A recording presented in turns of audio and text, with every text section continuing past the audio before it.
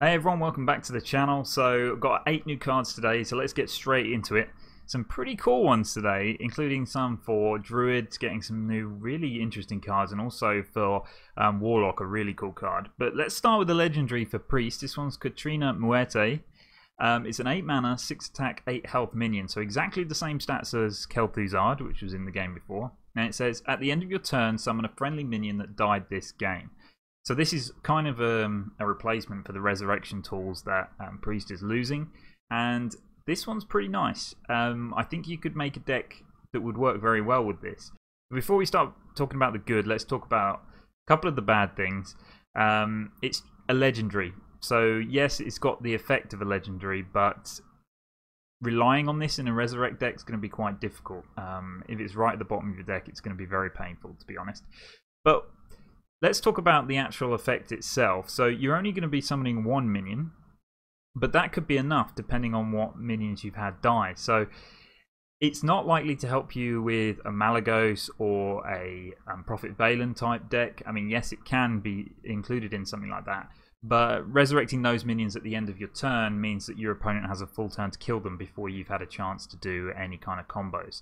So yes, you could put it in that kind of deck and then use mass resurrection to try and get more Valens and Malygoses back. But to use just this effect, I think where it would be very good is with something like the Ogre that has 14 health and 2 attack and Divine Shield and Taunt. So big Taunt minion. So Witchwood Grizzly's not rotating out. So you could play Grizzlies and the big Ogre, and then when you play Catrina, it will summon one of those 2 big taunts, and that will be pretty good because then Catrina's protected behind that taunt. If your opponent kills Catrina, then you can play Mass Resurrection. Maybe you bring Catrina back, and then if Catrina comes back, then she can summon more minions at the end of the turn, and she could probably even summon herself, which then grows your board even further and further. So it's a pretty nice resurrection card. Definitely we'll see play if Resurrection Priest is good enough, because they're losing so many of the tools that they need. They've just got Xeric's Cloning Gallery. Mass Resurrection is a new one that we've seen on 9 mana. But losing Shadow Visions and losing Eternal Servitude is going to be quite a big deal for them. But this is definitely one on the right track. It's quite an interesting minion, I think. Next up is the Batterhead. This is an 8 mana, 3 attack, 12 health minion, and it has Rush. After this attacks and kills a minion, it may attack again. So this was in the game before with Sandworm, this effect. It was in Hunter. This is a neutral card, so you can put it in any deck, which I think is important. But Sandworm never really caught on. This, however, has more health, so you could do it more times. But it's got less attack, and on turn 8, it's less likely to actually kill something to make you able to attack again. And if you do attack again, it's only 3 attack every time, so you're not going to get too much of an effect. However, this has a lot of pretty interesting possibilities, and you shouldn't ever discount Rush, because this having Rush makes it a lot better. Like, if you take the Rush off of this card, I don't think it ever sees play. But if you play this in Warrior, you could summon it with Akalai the Rhino and give it +5/+5, and then suddenly you've got a huge minion that could clear a board very easily when you play it on turn 8. I'm also thinking about the Twin Spell for Druid. When they play that on turn 8, they summon 5 2/2s, where you could just play this dude and kill all of their 2/2s off instantly. The downside to that is you are paying 8 mana just for a board clear of 2/2s, which spells can do a lot cheaper. Any kind of cheaper spell that does more than 2 damage could get rid of that. But it is potentially one way to give Token Druid becomes pretty big, because Token Druid, we'll get into later, does have a lot of new kind of good cards which are very small minions, so this could potentially be useful there. You can obviously in Priest cast Inner Fire on it and then make it a huge 8 mana 12/12 plus 1 mana for the Inner Fire, but I don't think you particularly want to do that, because in an Inner Fire deck you want to be able to use it as your killing combo. And if you play this, it only has Rush, not Charge, so you're not really going to be able to get your big combo. It might actually be a waste of your Inner Fire if your opponent can kill it before you can attack the next turn into their face. But maybe Lady in White, because Lady in White is not rotating out. So Lady in White is not a very good card. It proved to be too slow, but with the bat ahead, maybe it could be used in that respect. I don't know, I like this card. I just think that without any kind of improvements or buffs to the card, I don't think it's going to be really useful enough or strong enough to see play, but there will be some key instances where it will. And it's neutral, so I imagine over its lifetime it will find a place in some deck. Next up, we've got the Eager Underling. This is a 4-mana 2/2, which has a Death Rattle. Give 2 random friendly minions +2/+2. So you can instantly compare this card to a Fungalmancer. That was a 5-mana 2/2. Which gave adjacent minions +2/+2 on a Battle Cry. This is 1 mana cheaper, but it's on Death Rattle, so that instantly makes the card a lot worse, like considerably worse. More than 1 mana worse, I would say, although Fungalmancer was a very strong card at the time. Warlock is a good class for it, though, because they do have ways to play this and then kill it off to use it as kind of like an egg effect to give some other minions bonuses. If you do play it and then trigger its Death Rattle with something like Grim Rally, then you're paying 5 mana just to give 4/4 in stats to random friendly minions.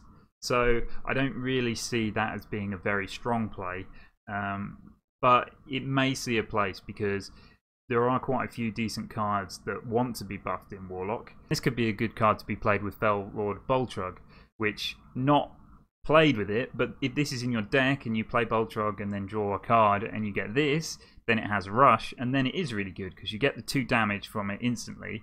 It will most likely die almost every time, and then you get to buff the stats of other minions. And if Boltrug's pulled out any other minions, it will give them +2/+2 and their Rush, so they're more effective. So yeah, it could find its place, but I think without specific synergies, this is a weak card. It's not something like potentially it could be put into a zoo deck, but it's not very good. It's a very slow play to go into a zoo deck because of the Death Rattle. If you don't activate it yourself, your opponent just kills off your board and then kills this. Not in every case, but it passes the control to them, and you have to wait until the next turn. And if it survives, then you can activate it. So, not the best card, but I think it could see a place in certain instances. And where it could be very good as well is in this Boltrug, Fel Lord Boltrug kind of legendary deck, which is made hugely better by Plot Twist. Now, this card is incredible. It's a 2-mana spell, which is rare for Warlock only, and it shuffles your hand into your deck. So every card in your hand gets shuffled into your deck, and then you will redraw that many cards from your deck. So not necessarily different cards. So before I get into talking about how good this is, there are some downsides. Firstly, if you haven't got many cards in your hand, so if you've only got 1 or 2 cards, then you play this, you're only drawing 2 other cards. So it's not particularly very strong in that instance. Also, if you're particularly looking for a certain card and you've got a big hand of 8 cards, when you shuffle them back into your deck, you can still draw the exact same 8 cards. I mean, that is very unlikely, but some of the cards that you wanted to put back into your deck, you may reshuffle, or you may redraw them. So it does have a few downsides, and you are paying 2 mana for it. Although I think 2 mana is very cheap, if you spent 2 mana just looking for something and then you didn't get it, then potentially you could have a weak turn on that instance. But why I said it was good with Fel Lord Boltrug is that he is 8 mana. So you play him onto the board, and then you play this, you shuffle all your hand back into your deck, draw random other cards, hope that they are minions. You will then summon the copies of those minions onto the board with Rush, and then keep the cards in your hand of those minions. So you can see how impressive that could be. It's also like another mulligan in the game. So when you start the game, you mulligan away your whole hand, and you get more cards which aren't very good.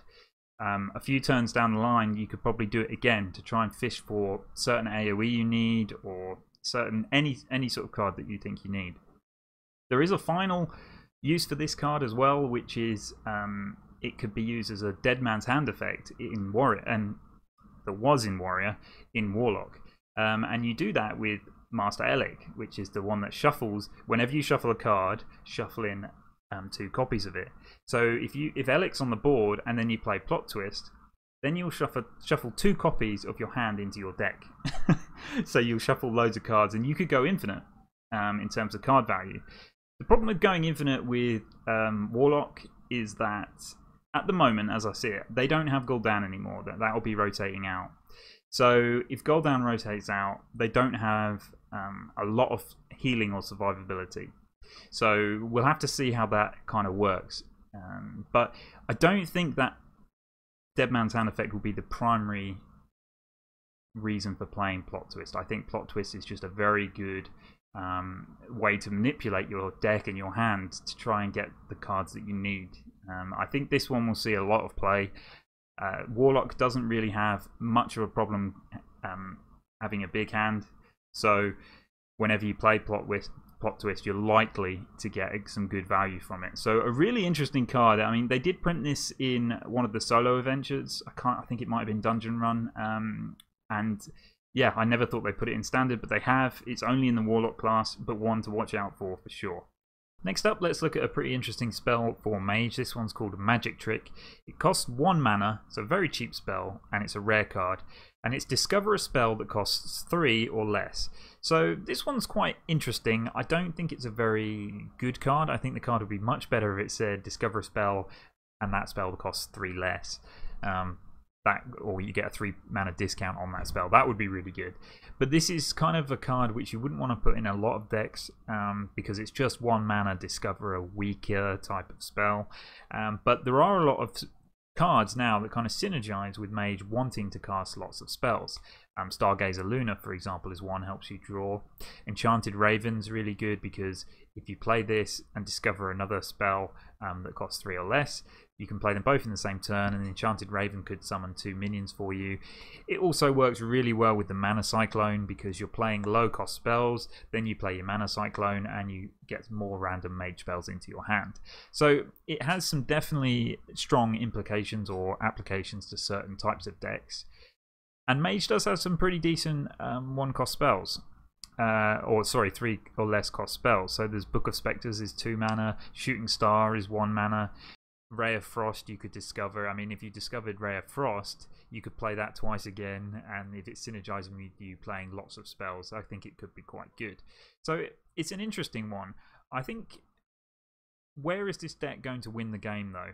You don't often want to be casting these sort of spells, and if you top deck this late game, do you really want to spend 1 mana to discover a card and then 3 mana or less to play another weakish kind of spell for Mage? I don't know. But there should be some interesting applications for it. I think it's important that it costs 3 or less as well, because it means you can discover secrets. So there could be really some instances where you definitely want to discover a counter spell or something like that. So it does have some things going for it. I'm just not sure how good it is. It's not necessarily a value card. It's just pay 1 mana, add a card into your hand, which you probably would have preferred to just have instead of this card, unless you're synergizing with a deck that wants you to play lots of spells. So I think that's the route it's trying to go down. So next, let's look at a 4 mana spell for, or is it 4 mana, but a 4 mana spell for Rogue. It's called Venthetta, and it's rare, and it deals 4 damage to a minion. So 4 mana, deal 4 damage isn't great at all. It's actually very expensive, but maybe you would play it if you desperately need it. But this card costs 0 if you're holding a card from another class. So this goes into a Thief deck. Very strong card to go into that kind of a deck. And I'm really pleased that they're printing these sort of cards, because Thief, I might have said Thief Priest, Thief Rogue is a very strong, not a very strong, very enjoyable deck to me. I think it's fun to discover random cards, steal cards from your opponent's class or other classes, and just create these cool combos. But it was always a bit weak. They never really printed some serious support for it. But this card is nice. It helps you stay in the game. Let's say on turn 3 you play a Blink Fox, which is actually a very good Thief class card. It's 3 mana 3/3, and just get a random card from your opponent. Your opponent's class is impressive. But then if that's in your hand, you can play this for 0 mana. So on the same turn you can play a 3/3, deal 4 damage.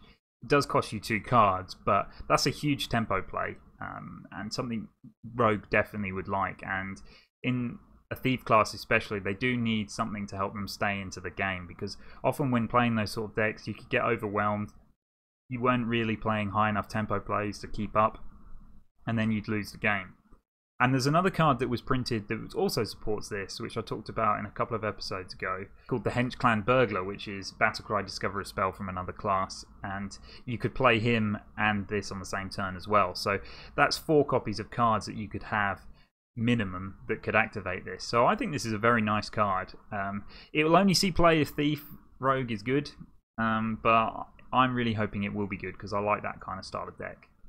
Next, let's talk about Crystalsong Portal. This is a 2-mana epic spell for Druid, and what this does is it discovers a Druid minion, and then if your hand has no minions, keep all 3.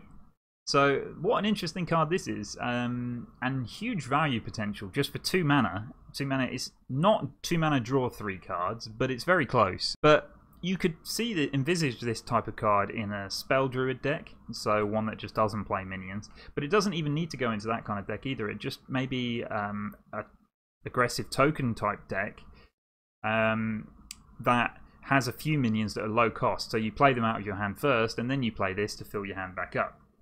It also is really nice in a hand druid deck. So Whispering Woods is still going to be around, and actually that Whispering Woods did see quite a lot of play, and it is a pretty decent card. It's so much better than Rafaam's scheme. But you can see how this synergizes with that card, because if you played this on turn 2, then you can potentially grow your hand by 2 cards, and by the time you get to turn 4 to play Whispering Woods, you can summon extra 1/1s because of your hands getting bigger. Druid also has the new legendary that means when you cast a choose 1 spell, it comes back, you get a copy of each of the choose 1 effects back in your hand. So that would work really well with Power of the Wild, which is a card that loves to have smaller minions on the board, so it works well with Whispering Woods as well. So I like Crystalsong Portal. It does require Druid to have a decent kind of deck, but they do have some good support because they've also got their twin spell, which is another spell that summons minions and isn't actually a minion, so it's a spell that summons minions. They're also going to have Landscaping, which is a card from the Boomsday project, which summons minions, another spell.